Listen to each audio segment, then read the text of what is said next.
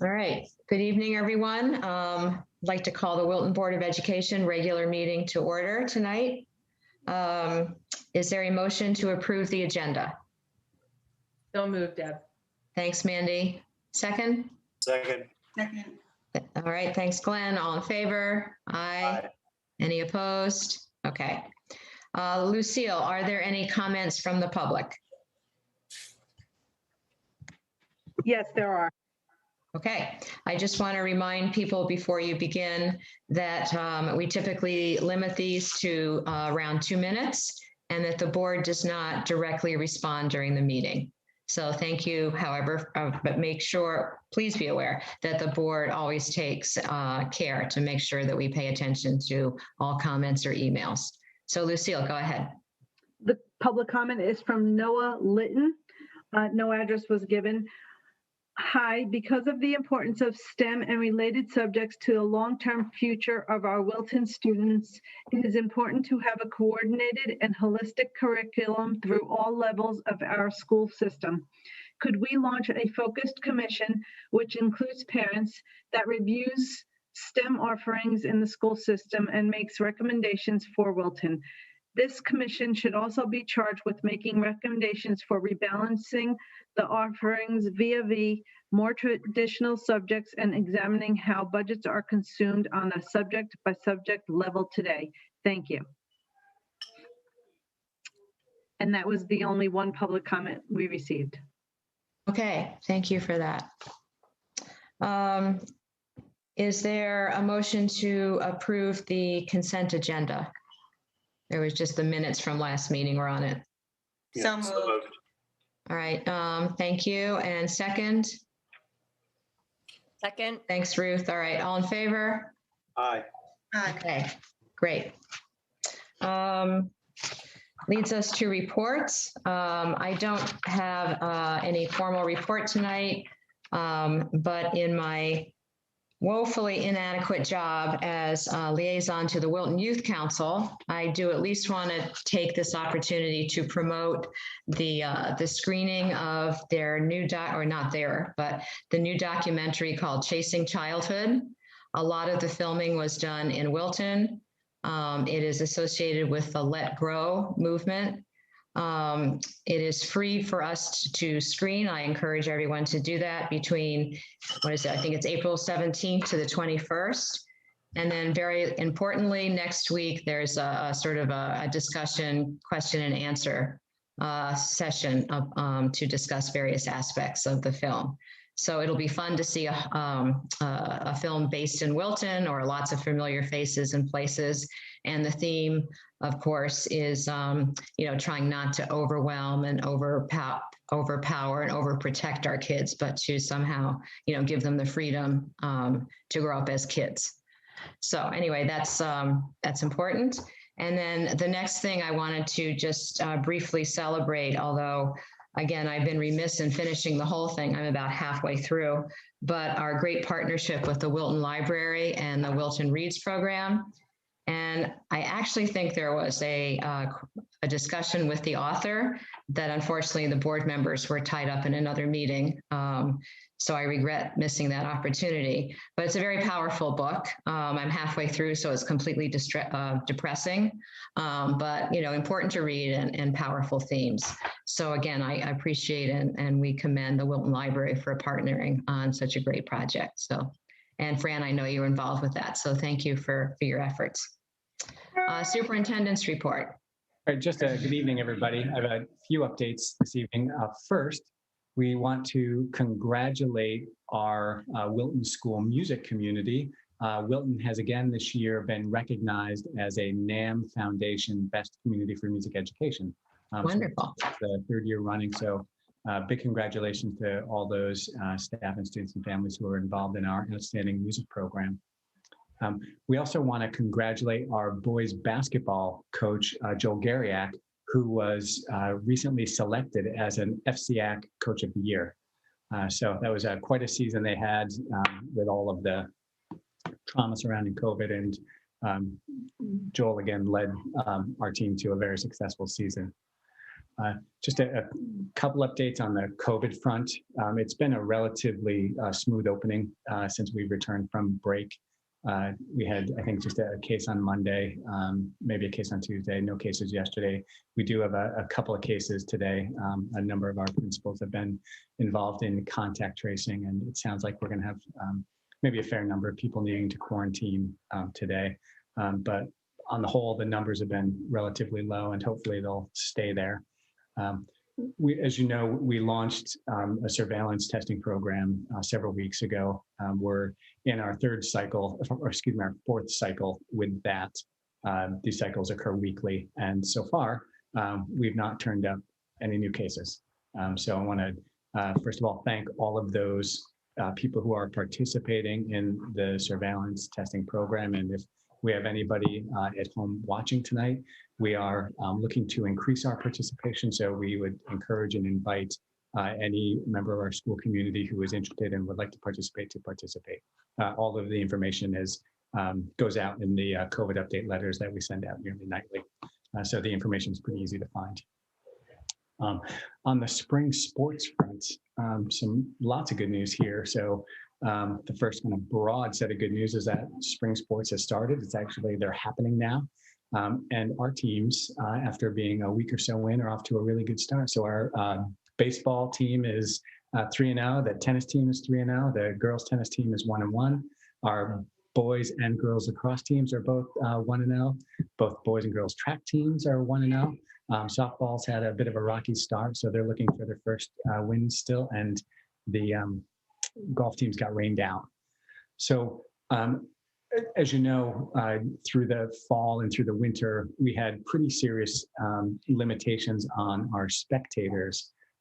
Because now we've transitioned to outdoors, we can modify our spectator restrictions and actually expand spectatorship at our outdoor events. So next week, we'll be sending out some revised notifications, but individuals who wish to attend games will be able to do that. They'll simply need to register in advance and complete the online COVID-19 screening form. Of course, masks will be required for anyone who would choose to attend, and will be requiring a minimum of 6 feet of social distance for anyone who'd be choosing to spectate. Given the size of our stadium and the capacity at Lilly Field, we don't think we would have any capacity problems in those spaces, but we will be, monitoring pre-registration and attendance, and certainly Mr. McDougall's site supervisors will be keeping track of that. And if we had, too many people register, we'd have to turn people away. But we think that's, very, very, very unlikely. So we're looking forward to inviting people back to our games. Glenn, I know you were disappointed that you weren't able to attend some of our winter games, so I'll help you get yourself prepared. Yeah, no, it was the worst winter of my life, not being able to go to basketball games. Gosh, yeah, and for Louise, both of us. Yeah. Great. Sure. So just that one last update. It's a significant one. Debbie, kind of following along the heels of the Community Reads book this year, and really beginning more than a year ago, Michael Gordon, Chuck, a number of our staff, Karen Brennecke, others in the buildings across the district have been facilitating professional learning moments in the area of equity and inclusion. Those efforts began several years ago, and we've been making steady progress. Yesterday, we had 2 anti-racism trainers from the Capital Region Education Council on Zoom, working with staff across the district. That was, I think, the second of 3 planned sessions. Those sessions have been very well received by our staff, and it's continued some really important conversations here. I had mentioned some time ago that I will invite Michael to a meeting, and that team that's working with him. So I have that tentatively scheduled for the 29th of this month. So we'll confirm that, and you can expect a more formal update either on that date or the following meeting, May 13th. But it's important for the board to know that we've been engaged in really good work on those topics for some time, and we're yielding some good results. And that concludes my report. Okay, thank you. Committee reports are first. I'll go with the ops committee. We met today, this morning, primarily discussed, Kevin and Jose have put together a comprehensive multi-year plan for our bonded and operating capital improvements for the buildings, primarily centered around Middlebrook and the high school. So we discussed that at some length and projects that need to be, that we're looking there. And then trying to figure out how in our budgeting process, we identify and separate out what is capital and what's operating capital, bonded capital versus operating, and we'll continue to work on that. We also talked a little bit about the projections from an enrollment perspective and how they drive or how they impact our cost per student calculations and how they compare with the rest of the schools in the DERG, the rest of the systems in our DERG. We're going to try and get a little bit better handle on with Malone Broom in terms of doing some forecasting for our future projections from an enrollment perspective. Obviously, I think we're all aware that we do anticipate enrollment declines going forward. The question is, how do we manage those and how do we respond from an economic standpoint, from a cost standpoint, in dealing with those enrollment declines? So those are our two primary areas of discussion today. Thanks, Glenn. That was a great summary. I think teaching and learning met. Yeah, I was not there, but I have the notes. Thank you, Chuck, for your awesome notes. And thank you, Jen. But there was an update on the ELA. Karen Brennicky, the humanities coordinator, reviewed progress in implementing the use of 2 additional universal screeners in K through 5 to assess the foundational literacy skills, which is the Hegarty Phonemic Awareness Screener in K through 3 and the Dybel Screener in grades 3 through 5. And teachers will be surveyed about the implementation of these screeners at the end of the school year. Trudy also gave an update on the supplemental instruction in math, something we've been discussing a lot of. The time frame is March to May, and then next February to April at all schools. And she'll continue with program assessments and math results for the Miller Driscoll and Center Mill, and program assessments and PSAT results, PSAT results for Middlebrook and Wilton High School. There was also discussion of spring testing. The committee reviewed the district's standardized testing assessment calendar and discussed the feasibility of conducting assessments on remote Wednesdays. And Chuck shared with the committee that the building administrators and testing coordinators were not in favor of using remote Wednesdays for standardized testing because students perform better and it's more efficient when it's in person. And then Chuck will follow up with the testing coordinators to ensure that students who require additional time to complete the testing will be assessed during alternate times. And that's it. Okay, I know there's a lot behind all of those bullet points, so thank you. Did policy meet? Policy didn't meet. Okay, all right. Okay, so thank you for those reports. And my guess is there'll be some follow-up maybe on the supplemental math program since that's, sort of ongoing and new, obviously new practice this year. So look forward to some updates when the data's in. Next report was financial. Right, so Anne is unable to be with us tonight, but I'll just provide a brief summary. Okay. Last week, Debbie and I had the opportunity to attend the mill rate meeting with the Board of Finance.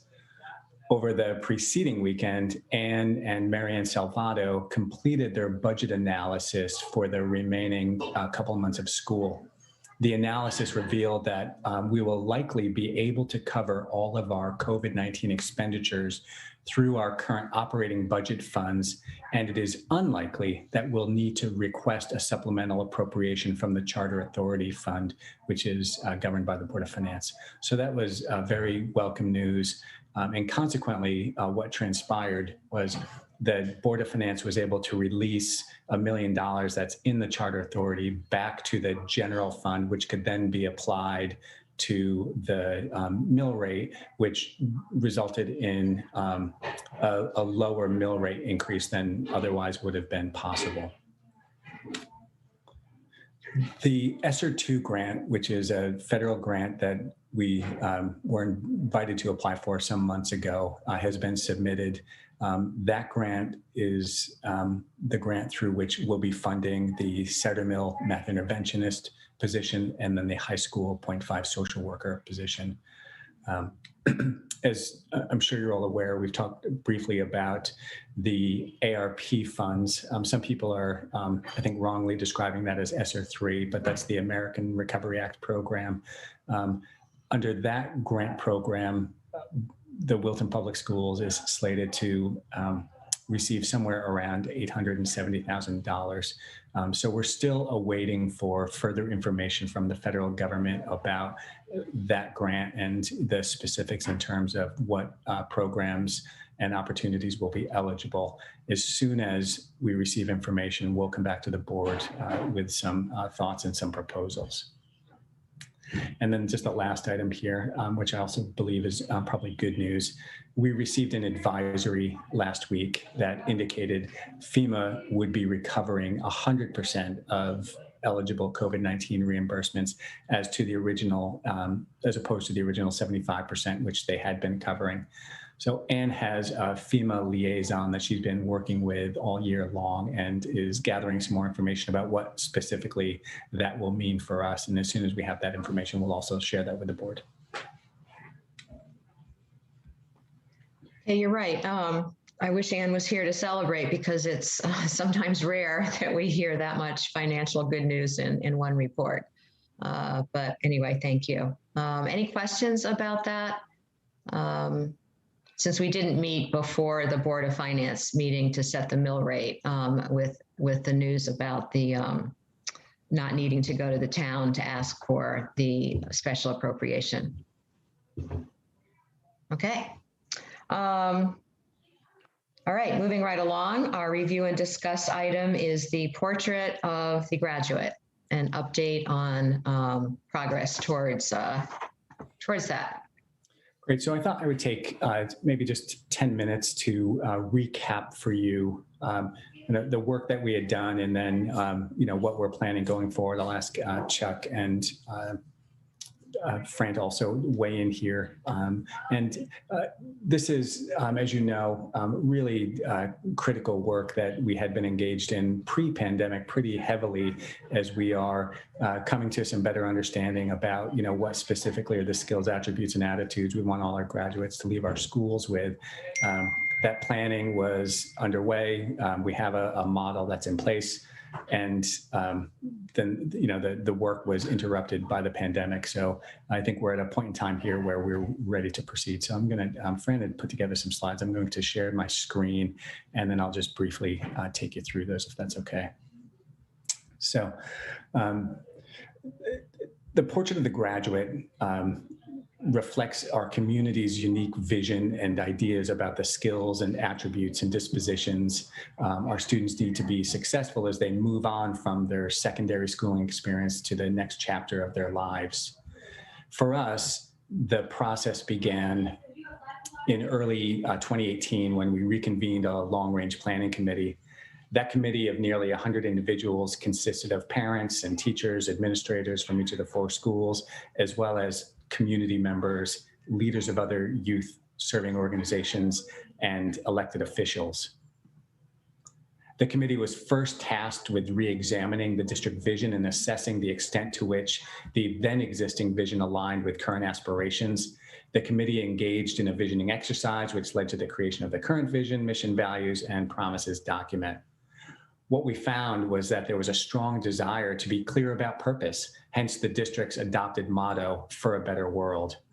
There was also much energy around rigorous academic preparation, development of social and emotional skills, and a commitment to civics and participation in civic life and community. Following the adoption of the vision, the next step in the journey was to develop a portrait of the graduate. So the committee brainstormed language with stakeholder representatives, considered language from our current documents, crosswalked language from the Habits of the Mind document, and then crosswalked language from the Global Competency Matrix, the ISTE standards, and the Collaborative for Academic and Social Emotional Learning. So you can see, this was a fairly rigorous study of some significant benchmark documents created by other notable organizations as we put together our own portrait of the graduate. And so consequently, the committee's thinking was then summarized in what we now refer to as our portrait of the graduate, and includes these 6 broad attributes. So balanced, healthy human being, contemporary, multiliterate scholar, courageous, ethical leader, creative entrepreneurial designer, self-navigating expert learner, socially sensitive, active citizen. And each of these slides, or these concepts rather, has a set of draft descriptions that better define the idea. I sent you these slides, so I won't go through all of them. And these will be things that we'll be able to come back to and talk more in detail.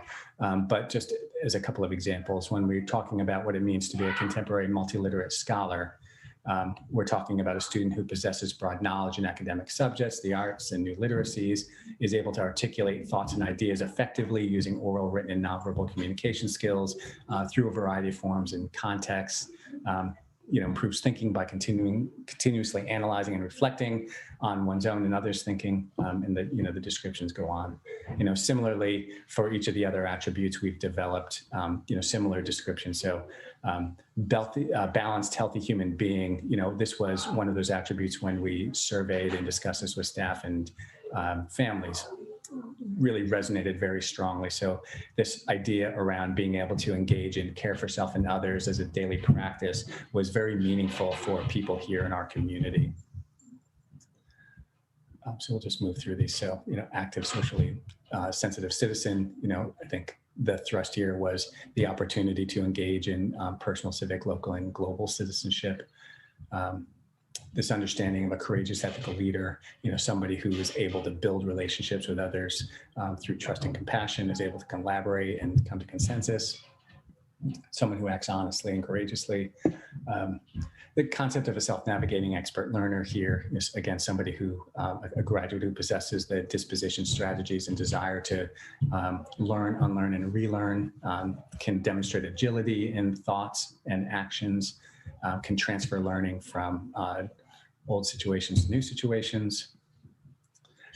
This concept of a creative entrepreneurial designer, this really speaks to being able to demonstrate originality and inventiveness, taking risks, that whole idea of thinking outside the box. And so we put those together. We shared that work across the district. We used this survey tool that I think you're all familiar with called Thought Exchange to garner feedback. And so we created in Thought Exchange some open-ended questions and then invited users to respond with their thoughts.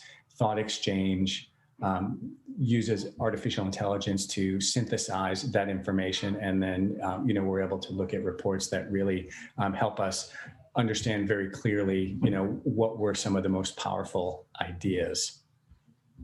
So that's been very, very helpful. We've used Thought Exchange. You probably got a survey in your inbox this morning for a number of other questions.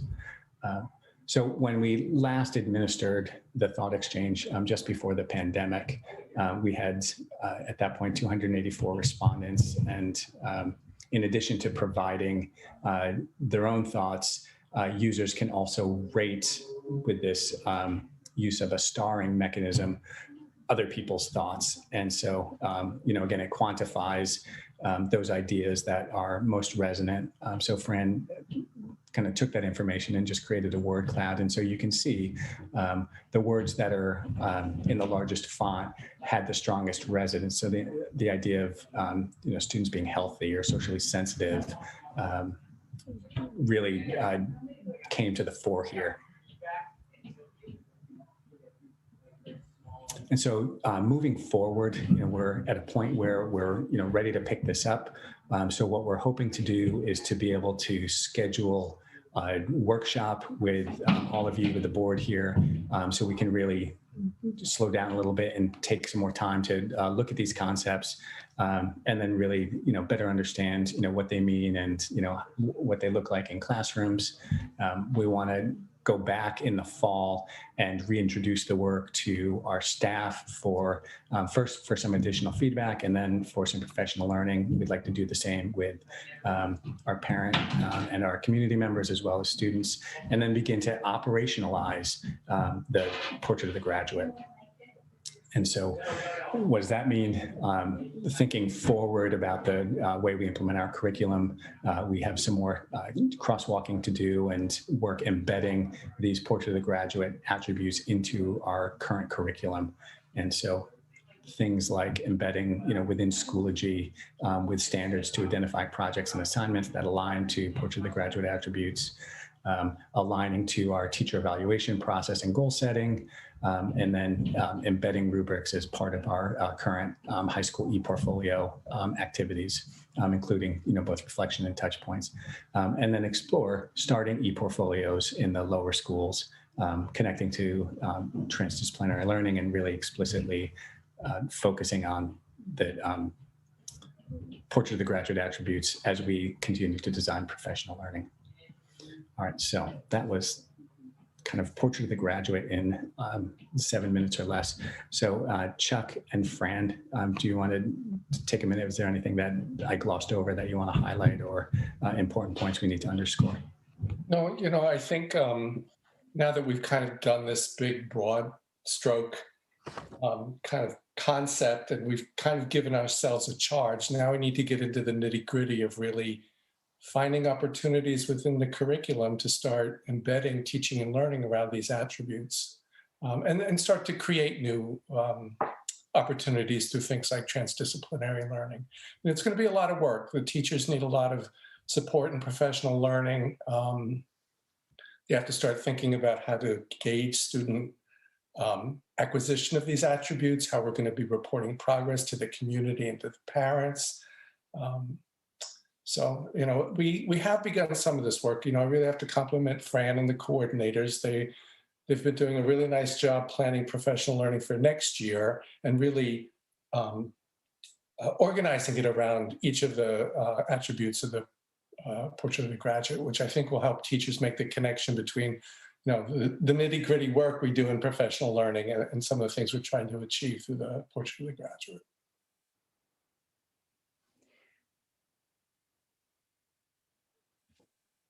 Just to add a couple of things. Last year, as we went through the process, first of all, the process itself was fairly robust. We invited in Dr. Marie Alcock. She did a very good job in terms of facilitating the process, looking at all of the standards that Kevin just reviewed, and really doing a wonderful crosswalk with a number of us going through all those different standards and ensuring that we were capturing not only just all the feedback that we had gotten from the Long Range Planning Committee, but what we were finding out from our staff members. And as we were, really looking at what does it look like to have a graduate that, graduates from our schools with these most important critical attributes. What was interesting is that the pandemic happened right after we began the process. And I think that in the spirit of the Portrait of the Graduate, this entire year has been basically a test drive, so to speak, on, what does Portrait of the Graduate actually look like? So if you think about some of the attributes that we're looking for in a graduate, whether it be the expert learner who can adapt really quickly, be flexible, the creative problem solver, the healthy, balanced human being that we've talked about over and over again, or the well-rounded scholar. These are all things that basically came to the front And one of the things that I think is going to be really important for us to measure, because these are things that, although we know are happening right now and are happening in droves, we haven't been able to measure them. So I'm looking forward to the work that's going to be done through our curriculum, the rubrics that we talk about, the authentic, rigorous performance tasks that we're embedding in transdisciplinary learning experiences, all really part of this. And I have to also give a shout out to everybody out there that's been working in this already. The high school has been working on an e-portfolio already with some rubrics and touch points that they've been working on all year this year. And transdisciplinary learning experiences have been continuing. So, we're going to just pick it up next year from where we are and, operationalize it and make it better.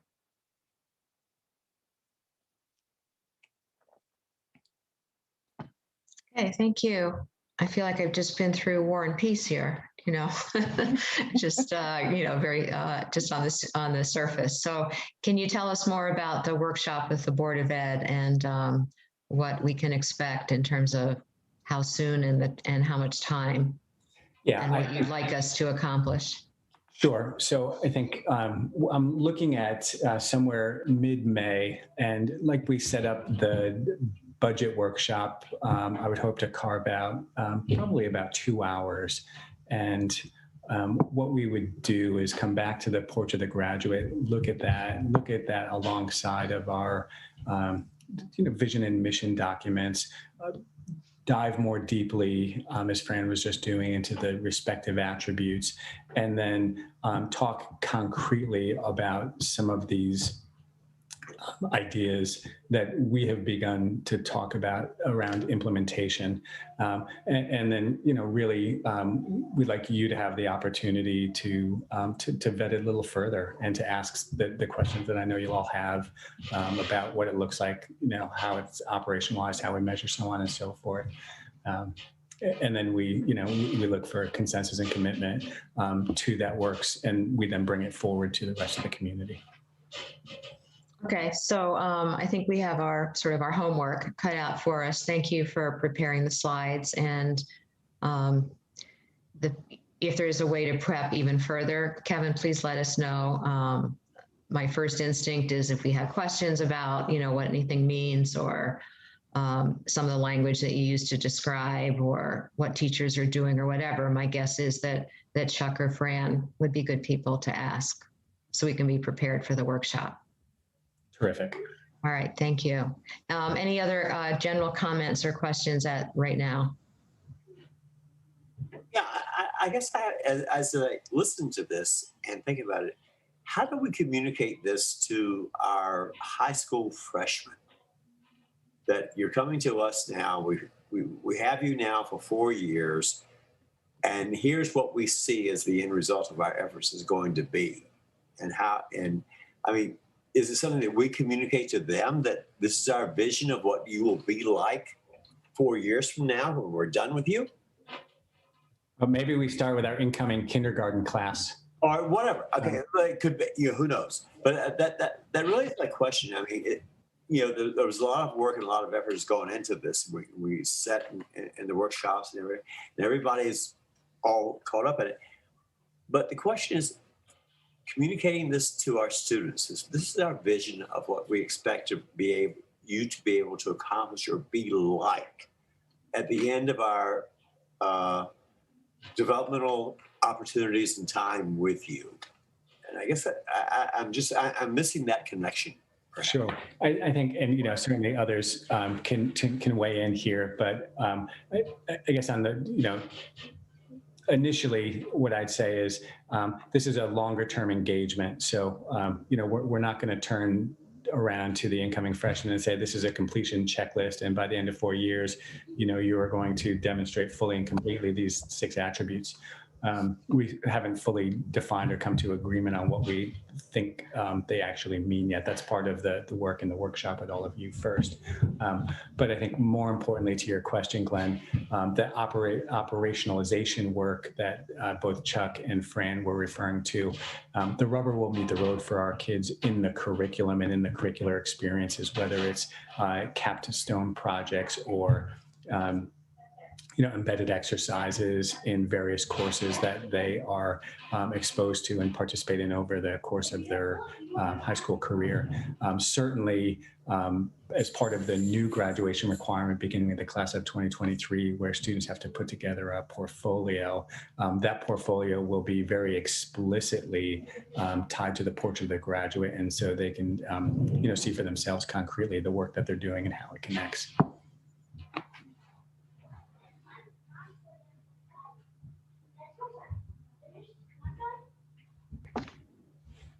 Okay, any other questions or comments at this point?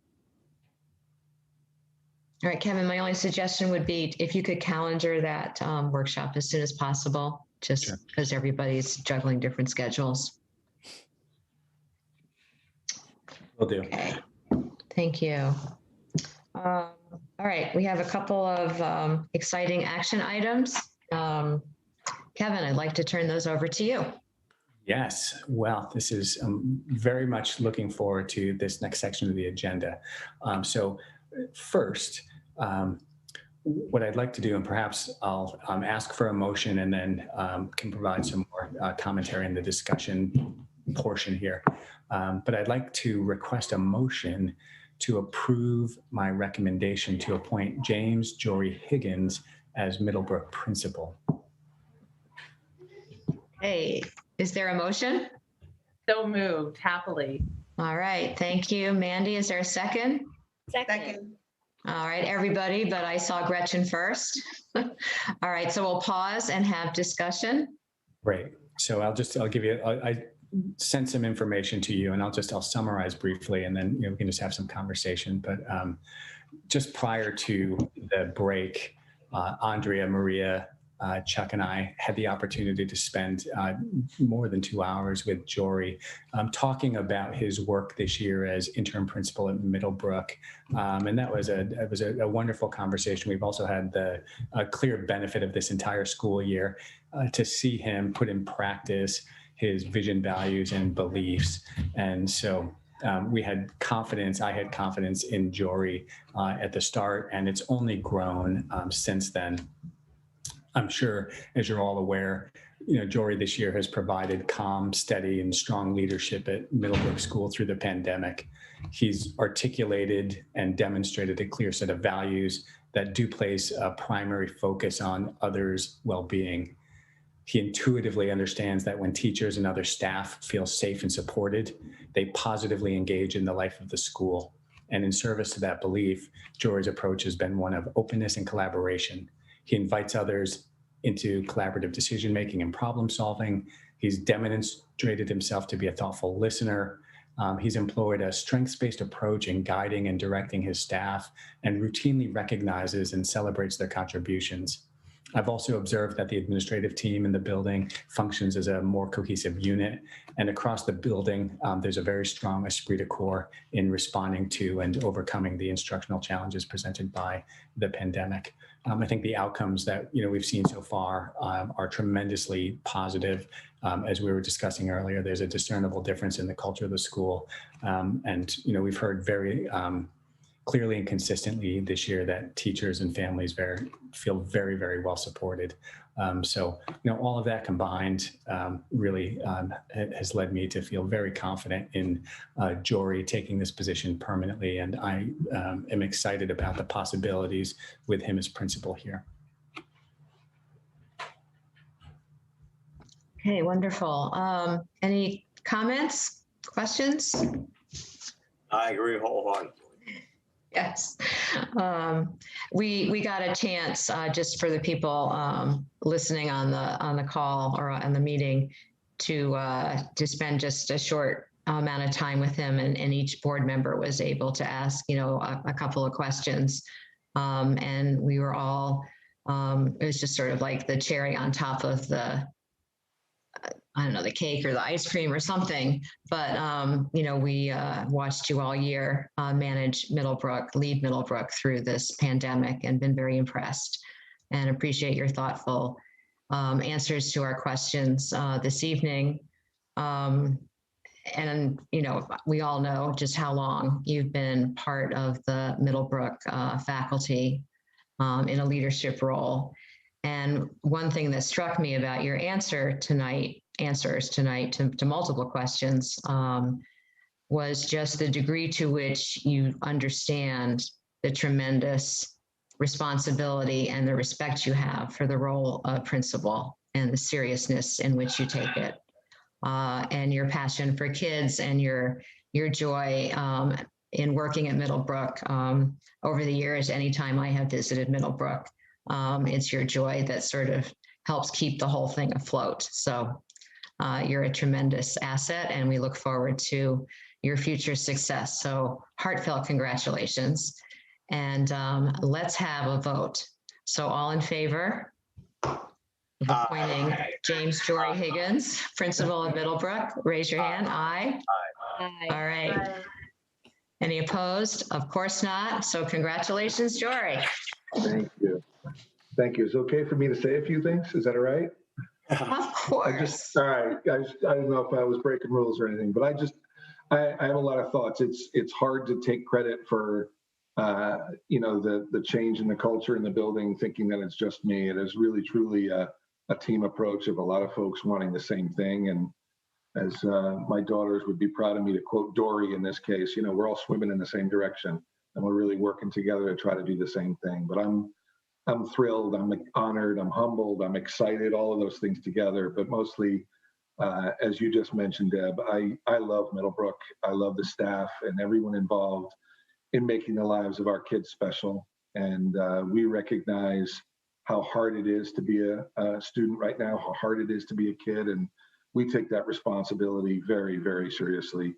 And I'm proud to be the face of, in some part, of this incredible group of professionals at Middlebrook that work their very best to do the very best they can to support the students. And so I just want to say thank you for this opportunity. I should say publicly, thank you to my wife and my family, because there are hours that have been a little bit longer, which means they get less of me, and it means that I'm not here to help with dinners at times. So that I just want to say thankfully and publicly to my wife, but also to my second family, and that is the folks at Middlebrook. Just thank you to my incredible partners at Middlebrook and that I work with at Middlebrook, as you hear me say, and this is really wonderful.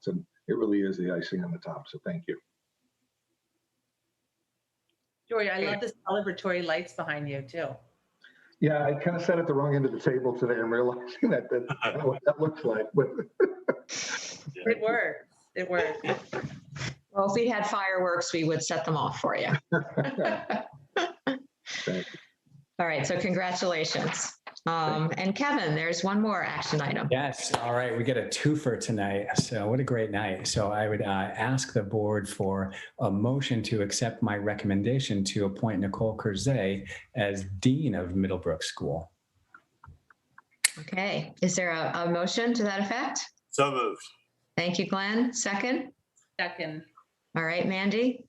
Kevin, you want to make some introductions? Absolutely. And so I think, unfortunately, because Nicole has been busy along with the other two deans this year, supporting Jory and the work going on at Middlebrook, she just hasn't had as much exposure to all of you as the principals had this year. But anyway, Nicole has, she's been with us since 2012. And, from the first moment of the first day, she's really emerged as a very strong teacher leader. And so when the interim dean position came open, there were many, many qualified candidates. Nicole was successful in that search, and over the course of this year has really demonstrated thoroughly her expertise, her professionalism, and like Jory and like the other two deans in place, she too is just a tremendous collaborator and tremendous supporter, both of our instructional staff, but also of our families. Nicole is a special educator by background and has spent many years working with some of our most significant learners. And so what she brings to the table, in addition to her expertise, is just incredible compassion and a capacity to see from others' perspectives, and that very humanizing approach to the work, I think keeps herself, but also her team grounded. And as they have confronted really challenging situations this year, Nicole's voice has been, I think, steady and clear and kid-focused, and consequently, the team has made really, really good, solid decisions in service to kids. And so, when we got to this point, and Jory and I were speaking, it really was, no argument at all that we should be making this recommendation for Nicole, because she's such a tremendous part of the team. So, Jory, I'd invite you too if you want to add anything, but it's a ringing endorsement. The one thing I would add to what you already said, because I was saying hip hip hooray here, and everything you were saying was all very true. Nicole is so humble. She hates that we're all sitting here talking about her. She hates it when we're trying to say wonderful things about her, and it speaks to just her wonderful professionalism, that she'd rather just be go unnoticed and let me do my job and do the right thing by kids, and she does it so marvelously. And so, there's a steady calm in her that it is not easy to go from a colleague, fellow teacher in a building to now a supervisor within that building. And she has made that transition so seamlessly, because she is so good at who she is, first of all, in the relationship she fosters with staff members and colleagues, but also now that they do see her in that role as the boss, if you will, or in charge. And she's earned that respect by being the professional that she is. So I couldn't be happier to have a partner like her in doing this, along with Toby and Damien. And we are proud to lead Middlebrook into the next however many years we can do it together. But Nicole is awesome. Okay, thank you. Nicole, did you want to say something? I would love to, if you just give me a minute. I promise. Of course. I'm very efficient. It'll be a minute. I just want to thank Jory and Kevin and all of you really sincerely. I'm so happy to continue in this role formally as Dean of Students.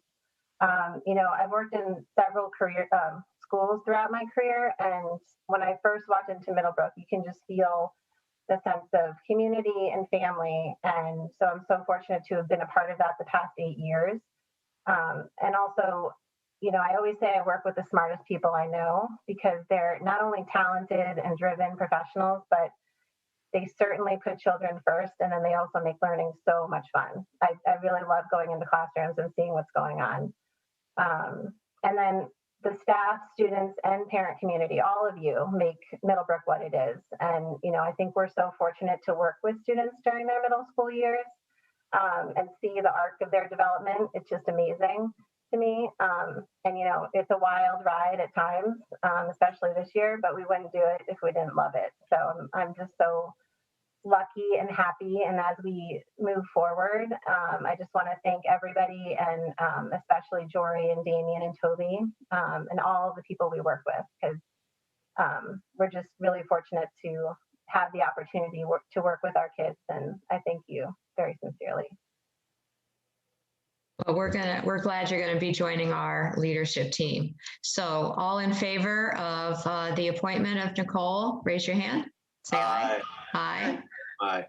All right. Any opposed? All right. Nicole, it's official. Congratulations. So. Terrific. Absolutely. Deborah, if I could. Of course. Yeah, I'm just looking at the screen now.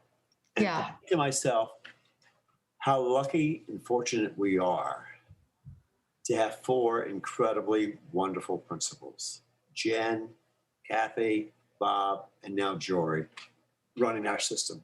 I mean, we are just, the town really needs to think about that. We have 4 incredible individuals now in charge of our schools that, are as good as anybody we could ever hope to find, I think. And kudos to all of you for the job you do. Well Thanks, said, Jen. Glenn, and thank you.